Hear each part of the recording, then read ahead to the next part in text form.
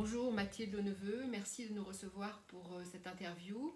Nous voulions vous poser quelques questions. Vous êtes comédienne à l'École du Nord et en ce temps de confinement, nous savons que vous avez assez mal vécu cette période. Nous nous retrouvons donc après votre dernière tentative de suicide. Comment allez-vous Mathilde? N'approche pas, ô mort, ô mort, retire-toi. Malgré la déprime, Mathilde, vous écoutez un peu les informations. Que pensez-vous du discours de nos gouvernants face à cette crise inédite? Il y a de certaines choses dont la médiocrité est insupportable. Quel supplice que celui d'entendre déclamer pompeusement un froid discours ou prononcer de médiocres vers avec toute l'emphase d'un mauvais poète. Oui. Cette annonce de confinement vous a surprise, comme nous tous. Que diriez-vous à ceux qui ne respectent pas les consignes? La ruse la mieux ourdie peut nuire son inventeur, et souvent la perfidie retourne sur son auteur. Oui. Que pensez-vous de la polémique autour de la chloroquine?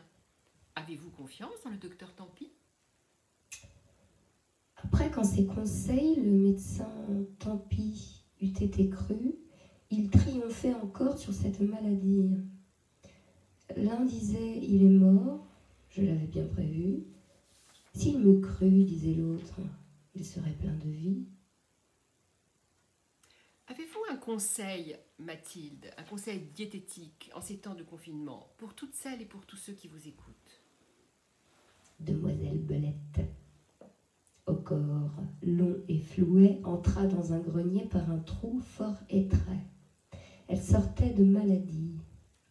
Là, vivant à discrétion, la galante fit cher lit, mangea, rongea, Dieu sait la vie et le lard qui périt en cette occasion. La voilà pour conclusion, grâce, m'afflue et rebondit.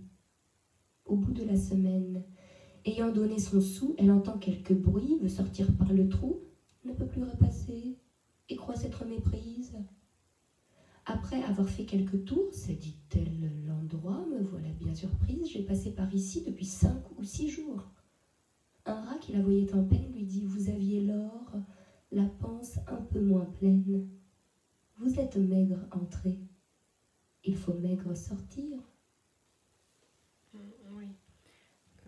Que pensez-vous du mouvement de solidarité dans la société française en ce moment? La vie des héros a enrichi l'histoire et l'histoire a embelli les actions des héros. Et ne trouvez-vous pas que cette crise pourrait déboucher sur un changement dans notre société de surconsommation? Aux petits comme aux grands, il n'est âme vivante qui ne pêche en ceci. Rien de trop est un point dont on parle sans cesse et qu'on n'observe point. Oui, c'est vrai. Et pour le jour d'après, que nous dites-vous? La fortune se plaît à faire de ses coups.